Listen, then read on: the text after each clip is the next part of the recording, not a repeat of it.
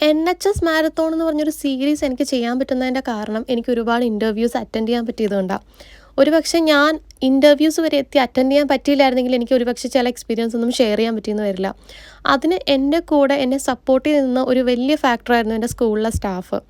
അവരെന്നെ ഒരുപാട് സപ്പോർട്ട് ചെയ്തിട്ടുണ്ട്. ഞാൻ ഒരു 6.5 മണിക്കൂറത്തെ ഷിഫ്റ്റിന് 2 മണിക്കൂറൊക്കെ മാറി ഇൻ്റർവ്യൂ അറ്റൻഡ് ചെയ്യുന്ന സമയത്ത് അവരെനിക്ക് തന്ന സപ്പോർട്ട്, അതുപോലെ ഞാൻ സ്കൂളിൽ ചെല്ലാണ്ട് 2-3 ദിവസമൊക്കെ ലീവ് എടുത്ത് ഇൻ്റർവ്യൂവിന് പോകുമ്പോൾ ഒരു വർക്ക് ലോഡ് പോലും എനിക്ക് പെൻഡിങ് വെക്കാതെ എൻ്റെ എല്ലാ വർക്കും അവർ ചെയ്ത് തീർത്ത് പിറ്റേ ദിവസം ഫ്രഷ് ആയിട്ട് സ്റ്റാർട്ട് ചെയ്യാൻ വേണ്ടിയിട്ട് അവരെനിക്ക് എല്ലാ അറേഞ്ച്മെൻറ്റ്സും ചെയ്തു തരും. ഇന്ന് എൻ്റെ ലാസ്റ്റ് ഡേ ഓഫ് വർക്കാണ്. അവരെനിക്ക് വേണ്ടി ഒരു സർപ്രൈസ് പാർട്ടി അറേഞ്ച് ചെയ്യുന്നു, ഫുഡും കാര്യങ്ങളൊക്കെ അറേഞ്ച് ചെയ്യുന്നു, എനിക്ക് ഒരുപാട് ഗിഫ്റ്റുകൾ തന്നു. അങ്ങനെ ഭയങ്കര എന്നെ കെയർ ചെയ്ത് കൊണ്ടുപോകുന്നൊരു ടീമായിരുന്നു കേട്ടോ. ഈവൻ എനിക്ക് ഗിഫ്റ്റ് എല്ലാം പിടിച്ചിട്ട് നടക്കാൻ പറ്റില്ല എന്ന് അറിഞ്ഞുകൊണ്ട് എന്നെ കാറിൽ കൊണ്ട് വീട്ടിലാക്കി തരുന്നു. അങ്ങനെ എൻ്റെ ഫാമിലി എങ്ങനെയാണ് കെയർ ചെയ്യുന്നത് അവരും അതുപോലെ ആട്ടോ അവരെന്നെ കെയർ ചെയ്യുന്നത്.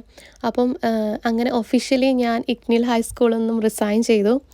ഇനി പുതിയ ലൈഫ്, പുതിയ സ്ഥലത്തേക്ക് ഷിഫ്റ്റ് ചെയ്യണം. അപ്പോൾ ഇനി പുതിയൊരു ലൈഫായിരിക്കും, പുതിയ വർക്കിംഗ് എൻവയൺമെൻ്റ് ആയിരിക്കും. ഒരുപാട് വിഷമമുണ്ട്, പക്ഷേ ലുക്കിംഗ് ഫോർവേഡ്. അപ്പോൾ നമുക്ക് ഇനി പുതിയ സ്ഥലത്ത് വെച്ച് കാണാം.